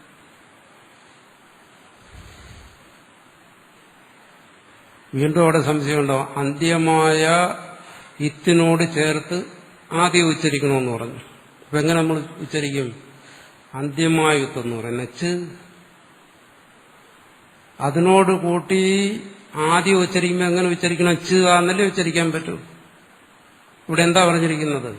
അന്ത്യമായ ഇത്തായ ചകാരത്തിനോട് കൂടി ആദ്യം ഉച്ചരിക്കണമെന്ന്. അപ്പൊ ആദ്യം അത് ഉച്ചരിക്കും ച്ച്, രണ്ടാമത് ഏതെങ്കിലും ഉച്ചരിക്കും പച്ച് ആന്നല്ലേ ഉച്ചരിക്കാൻ പറ്റൂ. ഉച്ചരിക്കേണ്ട അങ്ങനെയല്ല, അവിടെ സൂത്രത്തിലെ വർണ്ണങ്ങളുടെ ക്രമത്തിൽ ഉച്ചരിക്കും. സൂത്രത്തിൽ എന്താ ക്രമം? ആ ഇ ഉ എ ഓ ഐ ഔ അവസാനമാണ് ച്ച്. ഉച്ചരിക്കുമ്പോൾ ആ സൂത്രത്തിലെ ക്രമത്തിൽ ഉച്ചരിക്കണം. എങ്ങനെ? അന്ത്യമായ ഇത്തിനോടുകൂടി ആദ്യം ഉച്ചരിക്കുക എന്ന് പറയുമ്പം ആദ്യം ആദിവർണ്ണത്തെ ഉച്ചരിക്കണം, പിന്നെ അന്ത്യമായ ചിതിനെ ഉച്ചരിക്കണം. എങ്ങനെ ഉച്ചരിക്കും? അച്ചെന്ന് ഉച്ചരിക്കണം. സർവത്ര എവിടെയെല്ലാം പ്രത്യാഹാരം ഉണ്ടാക്കുന്നു അവിടെയെല്ലാം എന്ത് ചെയ്യണം? ആദ്യത്തെ വർണ്ണത്തിനെ ആദ്യം ഉച്ചരിക്കണം, ഇത്തിനെ അവസാനം ഉച്ചരിക്കും. ഇത്തേതാണെന്ന് നമുക്കറിയാം, അവസാനത്തെ വ്യഞ്ജന വർണ്ണങ്ങൾ. അപ്പൊ അച്ചെന്ന് ഉച്ചരിച്ചു കഴിഞ്ഞാൽ അന്ത്യേന ഇതാ സഹിത ആദി, അന്ത്യേന ഇതാ സഹ ഉച്ചാര്യമാണ് ആദിഹി എന്ന് മനസ്സിലാക്കണം. അന്ത്യേന ഇതാ സഹ ഉച്ചാര്യമാണ് ആദിഹി. അന്ത്യേന ഇത്സഞ്ജക വർണ്ണേന ഉച്ചാര്യമാണ് ആദിഹി. പാണിനിന പ്രഥമം ഹലന്ത്യം ഇതി സൂത്രേണ ചതുർദശസൂത്രാണാം അന്ത്യവർണ്ണാനാം ഇത്സഞ്ജാ വിഹിത. തദനന്തരം ആദിരന്ത്യേന സഹേത ഇത്യനേന സൂത്രേണ തേഷാം ചതുർദശ സൂത്രാണാം സൂത്ര ഉപയുക്താനി പ്രത്യാഹാര സംജ്ഞ ക്രിയതേ.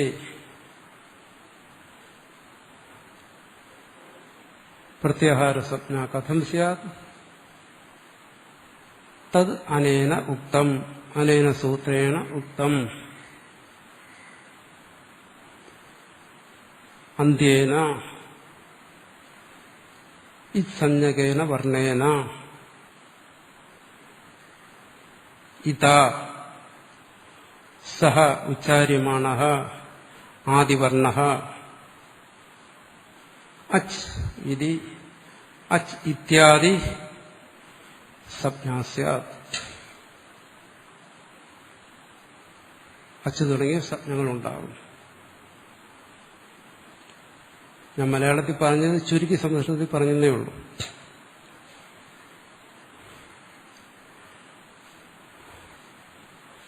സംസ്കൃതത്തിൽ വെറുതെ പറഞ്ഞതേ ഉള്ളൂ. മലയാളത്തിൽ കാര്യം മനസ്സിലാക്കുക. സംസ്കൃതത്തിൽ എനിക്ക് പറയാൻ പറ്റുമെന്ന് നിങ്ങളെ ധരിപ്പിക്കാൻ വേണ്ടി സംസ്കൃതം പറഞ്ഞു എന്ന് കണക്കാക്കിയാൽ മതി. അല്ലാതെ സംസ്കൃതത്തിന് വലിയ പ്രാധാന്യമൊന്നും കൊടുക്കണ്ട. അപ്പോ ആദിരന്ത്യ എന്ന സഹിത എന്നുള്ളതിന് അന്ത്യേന ഇതാ സഹിത ആദി എന്ന് പറഞ്ഞപ്പോൾ അച്ഛന്ന് പറയുന്ന സംജ്ഞ എന്തെന്ന് നമുക്ക് മനസ്സിലായി. ഇനി അടുത്ത് പറയുന്നത് എന്താണോ അതിന്റെ വ്യാഖ്യാനത്തിന്റെ പകുതിയിൽ ഈ അച്ഛെന്ന് പറഞ്ഞു കഴിഞ്ഞാൽ നമ്മൾ അതിൽ നിന്ന് എന്താണ് മനസ്സിലാക്കേണ്ടത്? അതാണ് അടുത്ത് പറയുന്നത്. മധ്യഗാനാം സ്വസ്യജ സംജ്ഞാ സ്യാത്. അതിനെ പ്രത്യേകം വേർതിരിച്ചിട്ട് മനസ്സിലാക്കണം. അങ്ങനെ അച്ഛെന്ന് പറഞ്ഞു കഴിഞ്ഞാൽ മധ്യഗാനാം, അച്ചിലെ മധ്യത്തിലുള്ളത് എന്താണ്? വർണ്ണങ്ങളാണ്, നമുക്കറിയാം. വേറെ ഒന്നും ഇവിടെ മധ്യത്തിലില്ല. അച്ഛെന്ന് പറയുമ്പം മധ്യം എന്ന് വെച്ചാൽ ഇടയ്ക്ക്. ഇടയ്ക്കുള്ള എന്താണ്? അക്ഷരങ്ങൾ അല്ലെങ്കിൽ വർണ്ണങ്ങൾ. അന്ത്യേന ഇതാ സഹിത ആദി എന്ന് പറയുന്ന അച്ചായി. ആ അച്ച് മധ്യഗാന, മധ്യത്തിലുള്ള വർണ്ണങ്ങളുടെയും സ്വസ്യ എന്ന് പറഞ്ഞാൽ ആദിയുടെയും. എന്തുകൊണ്ടങ്ങനെ പറഞ്ഞു? മുമ്പ് പറഞ്ഞു ആദിഹി എന്ന് പറഞ്ഞിട്ട് സ്വസ്യ എന്ന് പറഞ്ഞാൽ ആദിയുടെ എന്നർത്ഥം കിട്ടും. രാമഹ എന്ന് പറഞ്ഞിട്ട് സ്വസ്യ എന്ന് പറഞ്ഞാൽ രാമന്റെ. സ്വസ്യ എന്ന് പറയുന്നൊരു സർവനാമ ശബ്ദമാണ്, പ്രോണോൺ. പ്രോണോൺ എന്ന് പറയുന്നതിന് വേണ്ടി നൗണിനെ ഗ്രഹിക്കാൻ വേണ്ടിയിട്ടാണ് പറയുന്നത്. രാമ അത് കഴിഞ്ഞിട്ട് ഹി എന്ന് പറഞ്ഞാൽ രാമനെ ഗ്രഹിക്കുന്നു. അതുപോലെ ഇവിടെ ആദിഹി എന്ന് പറഞ്ഞ് സ്വസ്യ എന്ന് പറഞ്ഞാൽ ആദിയെ ഗ്രഹിക്കുന്നു. അപ്പം മധ്യത്തിലുള്ള, മധ്യം എന്ന് പറഞ്ഞാൽ അവിടെ വർണ്ണമെന്ന് പറയേണ്ട കാര്യമില്ല. ഇവിടെ വേറെ ചക്കയും മാങ്ങിയൊന്നുമില്ല, ഇതിന്റെ ഇടയ്ക്ക് അക്ഷരങ്ങളേ ഉള്ളൂ. അപ്പൊ അച്ഛെന്ന് പറഞ്ഞു കഴിഞ്ഞാൽ മധ്യത്തിലുള്ളവയെയും സ്വസ്യ എന്ന് വെച്ചാൽ ആദിവർണ്ണത്തെയും പ്രത്യേകം പറഞ്ഞു. ആദിവർണ്ണം ഏതാണ്? ആ. ആയുടെയും സംജ്ഞയാകുന്നു. ഇത്തെന്നൊരു സംജ്ഞ പറഞ്ഞതുപോലെ അച്ഛെന്ന് പറഞ്ഞു കഴിഞ്ഞാൽ മധ്യത്തിലുള്ള വർണ്ണങ്ങളുടെയും ആദിയുടെയും സംജ്ഞയാകുന്നു എന്ന് പറഞ്ഞാൽ ബോധകമാകുന്നു എന്നർത്ഥം. അച്ഛെന്ന് പറഞ്ഞു കഴിഞ്ഞാൽ മധ്യത്തിലുള്ള വർണ്ണങ്ങളെയും ആദിവർണ്ണത്തെയും ഗ്രഹിച്ചു കൊള്ളണം. സംജ്ഞ എന്ന് പറഞ്ഞാൽ പേരെന്നർത്ഥമുണ്ട്. പേരെന്ന് പറഞ്ഞാൽ അത് ബോധകമാണ്, ബോധിപ്പിക്കുന്നതാണ് എന്നർത്ഥം. ഇനി ഏത് പ്രത്യാഹാരം പറഞ്ഞു കഴിഞ്ഞാലും ശരി, അച്ഛെന്നോ ഹല്ലെന്നോ ഏത് പ്രത്യാഹാരം പറഞ്ഞാലും ശരി, അത് ആ പ്രത്യാഹാരത്തിൽ മധ്യത്തിലുള്ള വർണ്ണങ്ങളെയും ആദിയെയും ഗ്രഹിക്കണം. പക്ഷെ ഇവിടെ ഒന്നിനെ വിട്ടുകളഞ്ഞു. ഏതിന്? അവസാനത്തെ വർണ്ണത്തിന്റെ കാര്യം ഇവിടെ പറഞ്ഞില്ല.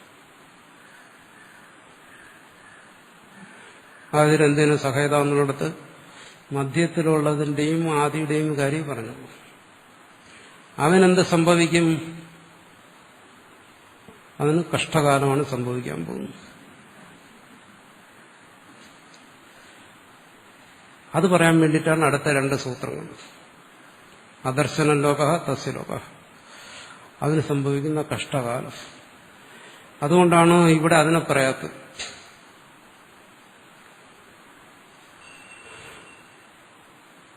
ജഡ്ജി തൂക്കിക്കൊല്ലാൻ വിധിക്കുമല്ലോ. അവനെ തൂക്കിക്കൊന്നയ്ക്കാന്ന് പറഞ്ഞാൽ തീർന്നു, പിന്നെ അവന് ആയുസില്ല. അതുപോലെ അവസാന വർണ്ണത്തിനെ ഇവിടെ തൂക്കി കൊല്ലാൻ വിധിക്കും. അതിനു വേണ്ടിയിട്ടാണ് പാണിനി 2 സൂത്രങ്ങൾ ഉപയോഗിച്ചത്, അദർശനലവ തസ്യലവ. ആദ്യമേ തന്നെ കൊലപാതകം വേണ്ട എന്ന് വിചാരിച്ചിട്ടാണ് നമ്മൾ ആദ്യം ഒരു നല്ല കാര്യം ചെയ്തത്. എന്താണ്? ഹലന്ത്യവും ആതിരന്ത്യന സഹേതി. ആദ്യം നമുക്കവനെ ഉപയോഗിക്കാം, പിന്നെ നശിപ്പിക്കാം. ഉപയോഗിക്കും മുമ്പ് നശിപ്പിക്കുന്നത് ശരിയല്ലല്ലോ. അതുകൊണ്ട് നമ്മളാദ്യം എന്ത് ചെയ്തു?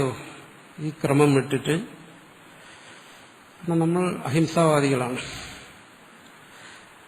ആദ്യം അക്രമം ഓർമ്മിക്കും. 14 സൂത്രങ്ങളും പറഞ്ഞതിന് ശേഷം അവിടെ പാണി പറഞ്ഞു യേശാം അന്ത്യായുധ, ഇവയുടെ അന്ത്യത്തിലുള്ള വർണ്ണങ്ങളുടെ ഇത്തുകളാണ്. അപ്പൊ കേൾക്കുന്നവരാണ് സംശയം ഉണ്ടാകും, ചിന്തിക്കുന്നവർക്ക് ഇതെങ്ങനെ ഇത് ഇത്താകുന്നത്? അതിന് പാണിനിയുടെ സൂത്രത്തെ എടുത്ത് കാണിച്ചു ലഘുസിദ്ധാന്തമധികാരം. ഹലന്ത്യം എന്നുള്ള സൂത്രപ്രകാരമാണ് ഇതിന് ഇച്ഛഞ്ഞ വരുന്നത്. അപ്പോൾ ഒരാളുടെ മനസ്സിൽ ജിജ്ഞാസ ഉണ്ടാവും. ആ ജിജ്ഞാസ ക്രമത്തിലാണ് സൂത്രങ്ങൾ പോകുന്നത്. എന്തിനാ ഇതിന് ഇച്ഛജ്ഞ വിധിച്ചത്?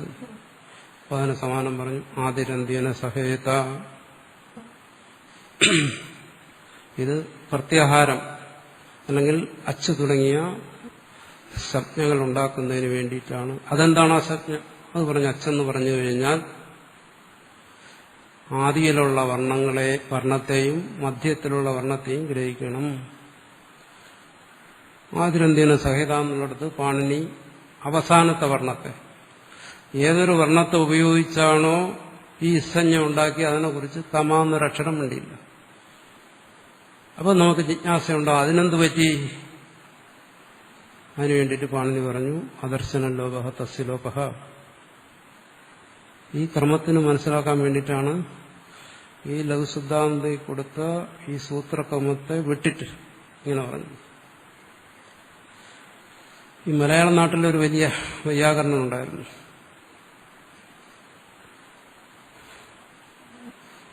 നാരായണീയം എഴുതിയ ആള്, ഭക്തിയും വിഭക്തിയും രണ്ടും കൈവശം ഉണ്ടായിരുന്നയാൾ. അദ്ദേഹം ഒരു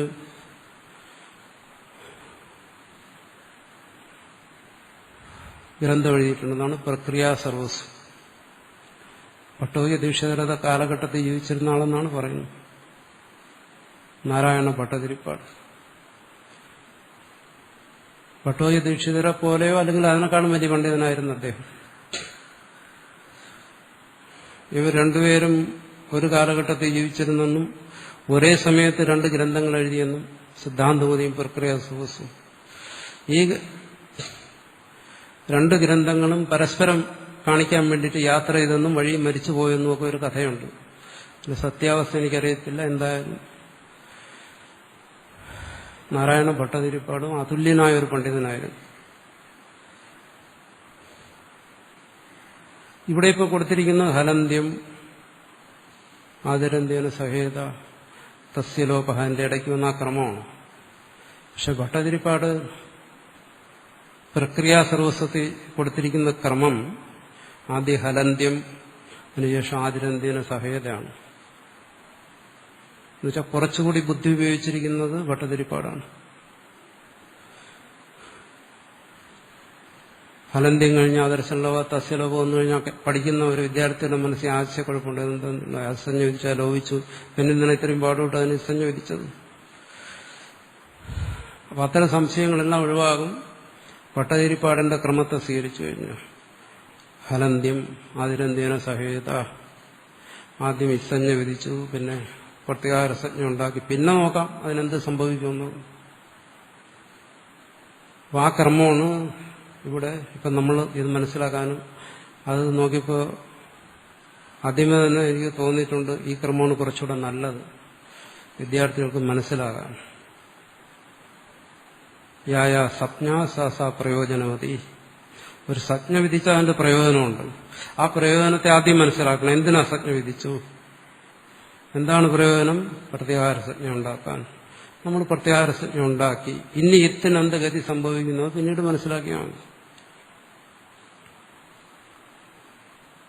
ഇവിടെ എന്താ പറഞ്ഞിരിക്കുന്നത്?